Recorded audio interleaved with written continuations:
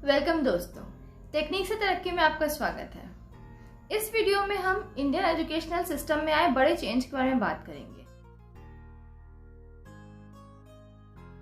ये एक ऐसा चेंज है जो सिर्फ हमारी लाइफ पर ही नहीं बल्कि आने वाली फ्यूचर जनरेशन की लाइफ पर भी एक बड़ा इम्पैक्ट लाएगा। ये वीडियो इंडियन एजुकेशनल पॉलिसी, जिसमें अभी एक बहुत बड़ा चेंज हुआ है, इसके बारे में एक डिटेल्ड वीडियो है, इसलिए इस वीडियो को एंड तक जरूर देखें, कोई भी पार्ट मिस ना करें। फ्रेंड्स, आज हम ऐसे कितने सारे बच्चों को जानते हैं जिन्होंने अपने स्कूल में तो साइंस साइड ली, फिर साइंस में ग्रेजुएशन करने के बाद कोई कॉमर्स का कोर्स कर लिया और एट द एंड करियर किसी और ही फील्ड में बनाया। ये एक्सप्लोरेशन है तो काफी अच्छा, लेकिन एक्चुअली इसमें टाइम काफी वेस्ट होता है। तो ऐसा ना हो अगर हमारा एजुकेशन सिस्टम स्टार्टिंग से ही स्किल बेस्ड हो।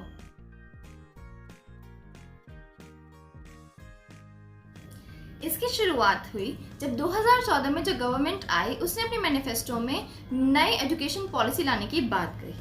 इसी के लिए 2015 में एक 5 मेंबर की कमेटी बनाई गई जिसने कुछ सजेशंस दिए 2016 में, और फिर इन्हीं में से कुछ सजेशंस लेकर एक और कमेटी बनाई गई जिसने फाइनली अपना ड्राफ्ट दिया 31 मई 2019 में, और 29 जुलाई 2020 को कैबिनेट ने इसी ड्राफ्ट को मंजूरी दी।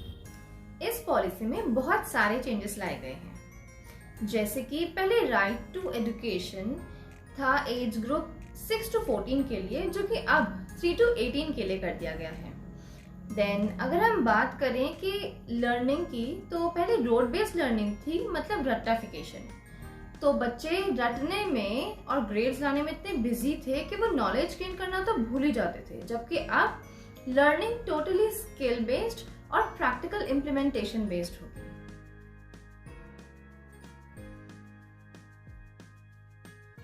आइए अब जानते हैं स्कूल एजुकेशन के नए स्ट्रक्चर के बारे में। पहले स्कूल एजुकेशन स्ट्रक्चर 10+2 का था, लेकिन अब ये 5+3+3+4 का होगा, जिसमें 5 की बात करें तो इसमें आएंगी pre nursery, nursery, KG, first और सेकंड ग्रेड। ये फाउंडेशनल फेज होगा जिसमें बच्चे पर ज्यादा प्रेशर नहीं डाला जाएगा, बल्कि उसकी बेसिक स्किल्स जैसे कि सुबह खुद तैयार होना और सेपरेशन एंजाइटी, मतलब जैसे बच्चे सुबह स्कूल जाते वक्त रोते हैं। फिर मॉरल डेवलपमेंट, मतलब बच्चे को सही और गलत के बीच में डिफरेंस बताना। कम्युनिकेट करना सिखाना उन्हें, जिसमें बच्चों को सिखाया जाएगा कि उन्हें अपनी हर बात अपने पेरेंट्स को बतानी चाहिए। एक्चुअली ये बहुत ही इम्पोर्टेंट है, क्योंकि आजकल यूथ सुसाइडल केसेस बहुत बढ़ रहे हैं। अगर बच्चे शुरू से ही कम्युनिकेट करना सीखेंगे तो वो बड़े होकर भी अपनी प्रॉब्लम्स अपने पेरेंट्स के साथ डिस्कस कर पाएंगे। अब हम बात करते हैं +3 की।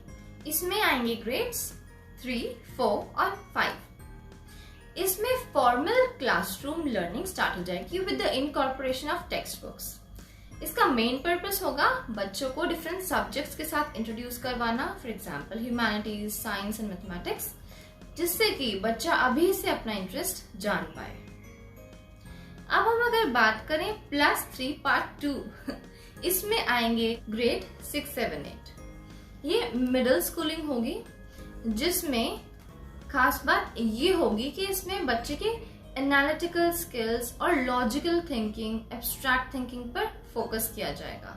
खास बात ये भी है कि इस टाइम बच्चे को कोडिंग, जी हाँ, कोडिंग स्किल्स से भी इंट्रोड्यूस करवाया जाएगा, जिसमें बच्चे को सिर्फ कोडिंग सिखाई ही नहीं जाएगी बल्कि उसे अलग अलग प्रोजेक्ट्स भी दिए जाएंगे। अब आप ही सोचिए, अगर बच्चा 6th क्लास से ही कोडिंग के अलग अलग प्रोजेक्ट्स कर रहा है, जैसे कि एप्लीकेशन डेवलपमेंट, तो उसकी लॉजिकल थिंकिंग कितनी एनहांस होगी in comparison to the students जो आज के एजुकेशन सिस्टम में पढ़ रहे हैं।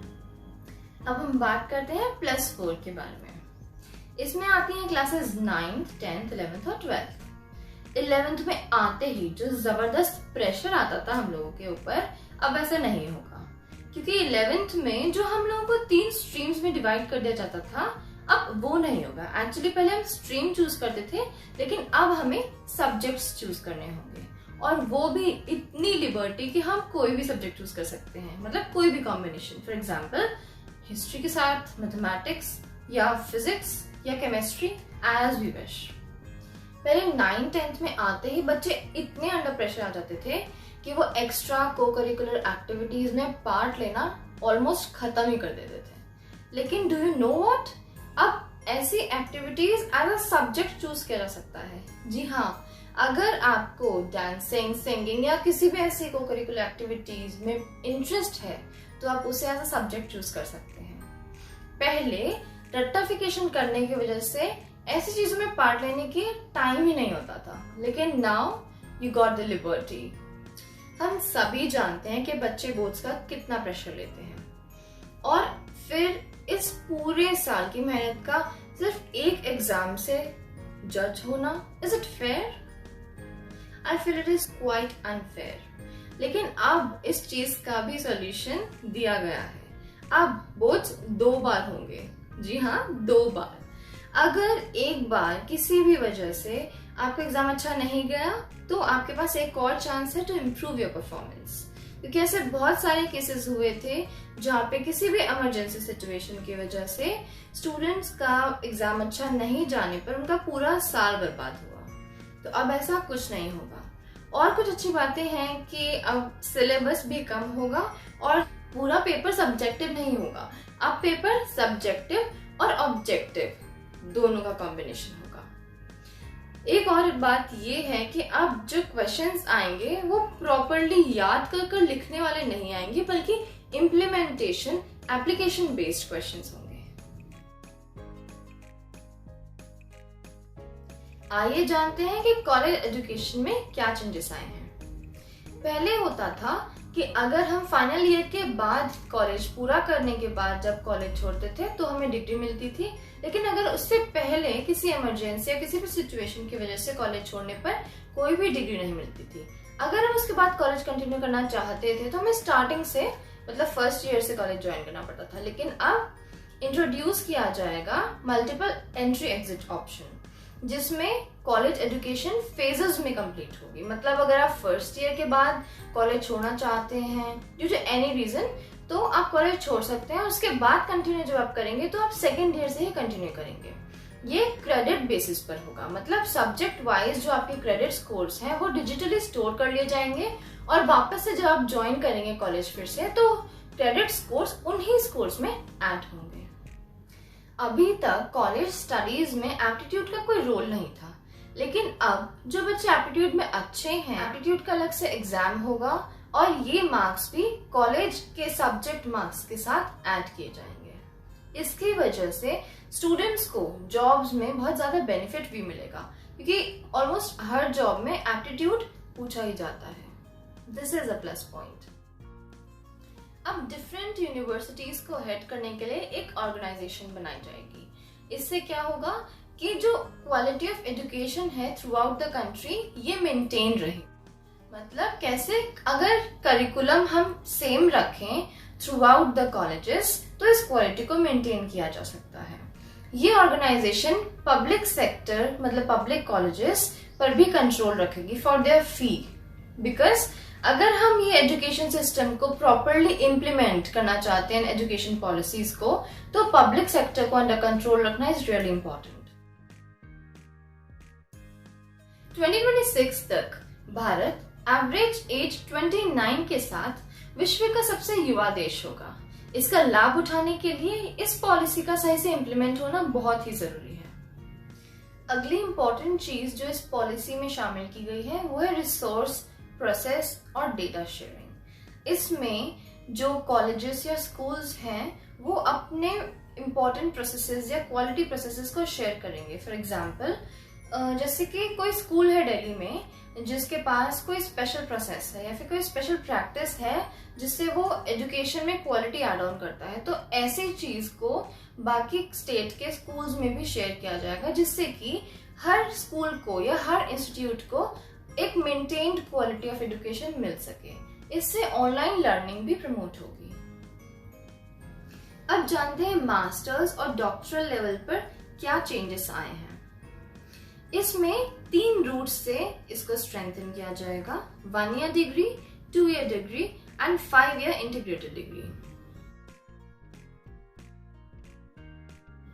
हम सभी ने देखा है कि इंडिया में कुछ इंस्टीट्यूट्स को छोड़कर मैक्सिमम इंस्टीट्यूट्स में रिसर्च के लिए कुछ खास गाइडलाइंस नहीं हैं। इसके लिए नेशनल रिसर्च फाउंडेशन बनाया जाएगा जो कि डायरेक्ट प्राइम मिनिस्टर के अंडर आएगा। नेशनल रिसर्च फाउंडेशन हेल्प करेगा प्रीमियर इंस्टीट्यूट्स के रिसर्चर्स को मैप करने के लिए उन कॉलेजेस के साथ जिनमें रिसर्चर्स मतलब रिसर्च मेंटर्स की ज़रूरत है। ऐसे मेंटर्स को अपने कॉलेजेस में ढूंढना जिनके अंदर हमें प्रॉपर गाइडेंस मिल सके इज क्वाइट डिफिकल्ट। तो इस मैपिंग की बहुत ज़्यादा ज़रूरत थी जो कि नेशनल रिसर्च फाउंडेशन करेगी। अभी तक हमने ये भी देखा था कि रिसर्च बहुत ही लिमिटेड फील्ड्स में होती थी, लेकिन अब इन फील्ड्स को बढ़ाकर लॉ और मेडिकल ऐसे फील्ड्स में इंक्लूड किए गए हैं। नेशनल रिसर्च फाउंडेशन हमारे रिसर्च को ग्लोबल लेवल तक पहुंचाने में भी हेल्प करेगा। और ख़ास बात ये रहेगी कि जब सब्जेक्ट हमारी चॉइस का होगा तो ओरिजिनलिटी और क्रिएटिविटी को भी बूस्ट मिलेगा। इस पॉलिसी के द्वारा पर्सनालिटी इंप्रूवमेंट और प्रोफेशनल एजुकेशन को मेन स्ट्रीम किया जा रहा है। ये एक इंटरकनेक्टेड एजुकेशनल प्रोसेस है। अभी हम एजुकेशनल क्राइसिस में चल रहे हैं। अभी ये स्टेप ना लेने पर बहुत सारे लोग, अप्रोक्सीमेटली 10 करोड़ लोग in just few years literate record से इलिटरेट रिकॉर्ड में शिफ्ट होंगे due to school and college dropouts. Comment करके जरूर बताएं कि आपको ये नई एजुकेशन पॉलिसी कैसी लगी। अगर आपको कोई डाउट है तो भी आप कमेंट में पूछ सकते हैं। आई एम क्वाइट जेलस, काश ये कुछ सालों पहले आई होती, पर at the same time I am happy also क्योंकि एट लास्ट ये आई। तो उम्मीद करती हूँ आपको ये वीडियो पसंद आया होगा। Thanks for watching.